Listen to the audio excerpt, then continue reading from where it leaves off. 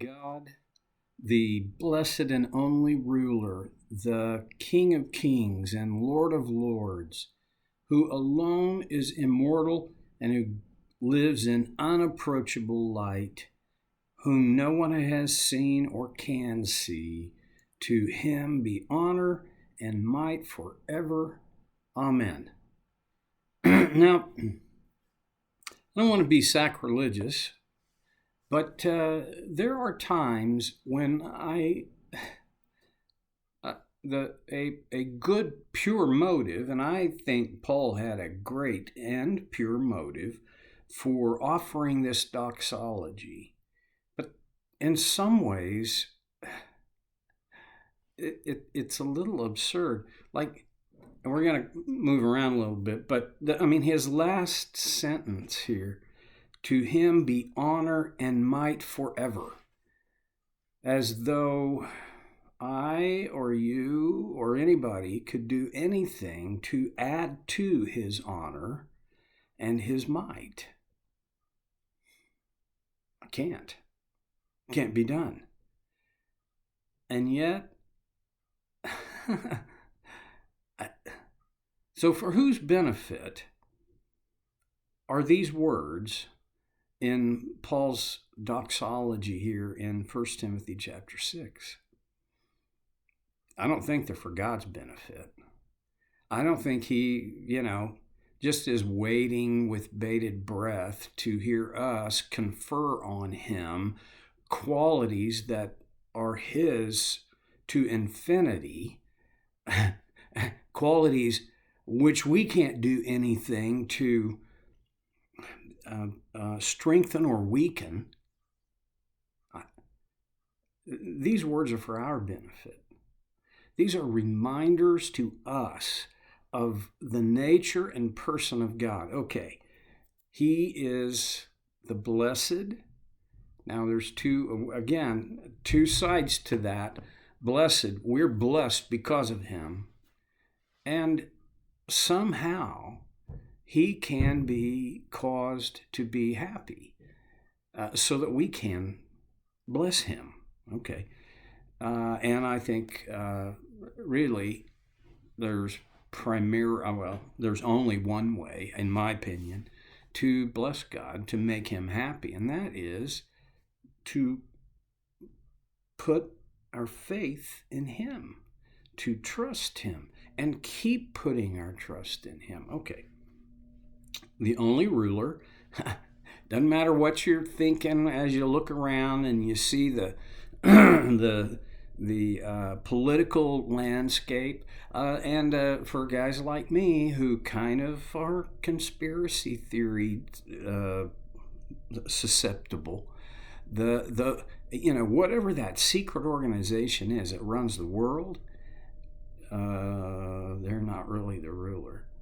The King of Kings and Lord of Lords, now we're talking about the runway reality that any authority is not a sole sovereign authority. They're totally limited by the sovereignty of God. And then he goes on, now we're going to depart from the political and, what's the word I want to use? Governmental kinds of ideas. And he says, who alone is immortal. This is interesting, and I talked about it last time. There's a difference between the fact that you and I are going to live forever and the immortality of God. God's immortality, as opposed to ours, is not bounded by birth and death. He always was, and he always will be. In that sense, he is immortal. We are mortal. And if we forget it, well, life has a way of reminding me. You go to enough funerals, you conduct enough funerals, you hear of enough lives ending, You're mortal. You can't forget that. And when we pretend we're not, or we push that idea, the reality away, it's troublesome. And then he says, he who alone is immortal and who lives in unapproachable light. Now we're into metaphors. Immortal, that's literal. Who lives in unapproachable light is, I think, is symbolic. It's metaphorical. We only have a few instances in the Bible where the physical presence of God is described. One was back in the Old Testament, where in Exodus, Moses met with God, and one of the things that God said was, I will pass by you and I will cover you in the cleft of a rock because no one can see my face. The writer of Exodus says that Moses and God spoke as face to face, but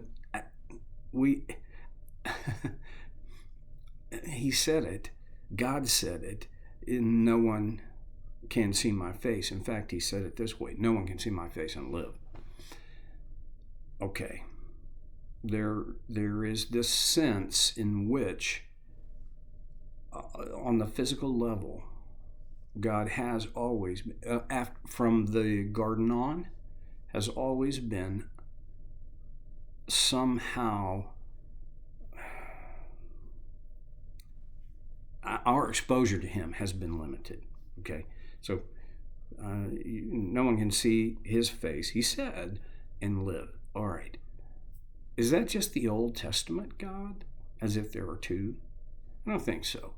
The idea of unapproachable light, and the metaphor of that is light always represents in the New Testament, and when it's used symbolically in the Old Testament, it always is used in reference to good.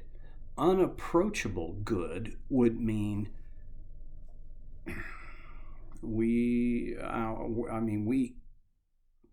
probably the weakest way I can say this is, we have no common goodness to connect with God.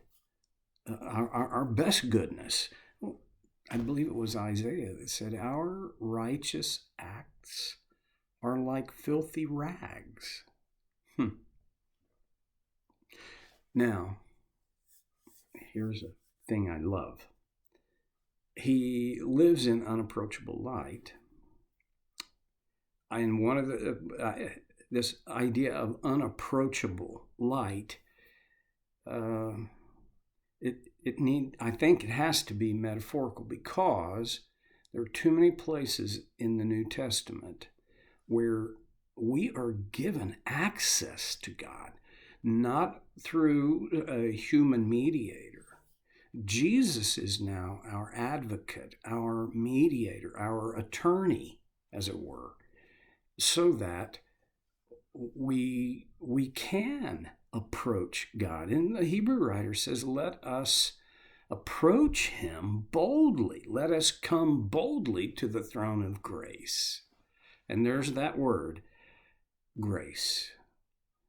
This makes it possible for us to approach God. Has nothing to do with our value, our goodness, our achievement, our performance, our morality.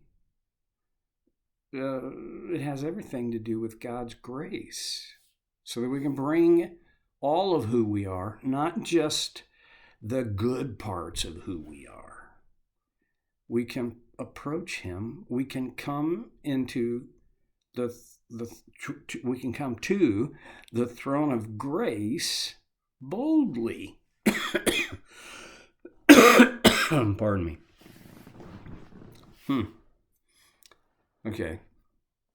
unapproachable light. And then he goes on, whom no one has seen or can see. And that goes back to what I talked about from the Old Testament, that no one can see God's face and live. So that's who God is. Now, here's why I think that matters. I'll go back to what I said before about we can't. His nature, his being is unalterable. I can't make it better. I certainly can't make it worse by anything I would do or say. I can please him, but I can't change him. This is a little bit frustrating sometimes, because in my prayers, it often feels like I'm trying to change his mind. I don't know that we ever get to change God's mind, and yet somehow he permits us to petition him. He permits us to request, and in fact, he doesn't just permit it. He says, I think you can reasonably say he commands it. Isn't that what it's in Philippians? Don't be anxious for anything. Instead, by prayers and petition with thanksgiving, make your request known to God. And that doesn't necessarily say, well, you can change God's mind if you pray. I don't know how all that works. Honestly, when I was younger, I thought I had it figured out. No, I don't. I don't have it figured out how God executes his plan, his eternal plan, and yet permits me to request what feels like would be a change in his mind and operation. I don't know.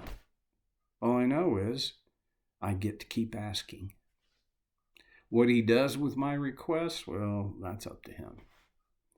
Okay, and I can go a long time on talking about misunderstandings of that principle, but I'm going to leave it right at that. Paul finishes, to him be honor and might forever. Now, I can honor God. How do I honor God? I think it begins with what I talked about a minute ago, or a few minutes ago now, that God is pleased by faith. When I put my trust in him, this pleases him. I think I'm going to take it a step further. When I trust him, when my faith is in him, this is pleasing to him. And how do I honor him then? I honor him by what I do because my faith is in him. Not so that I can get some kind of brownie points or morality currency with God. That's not. It's my response to him is that I honor him by living within his design. My parents called that obedience. I think you need to know his design before you can obey it. And then, I know you probably already thought this, but I think the sincerity, the authenticity, the genuineness of my desire to honor him by living within his design out of the power of his grace, that's okay. And might forever. Remind yourself, God is mighty. He is all powerful. It's the only way he can be the only ruler, the King of Kings. the Lord of Lords. Well, my time's up. I'm going to shut her down. I'll see you next time on Soul Care with Stevie Boy.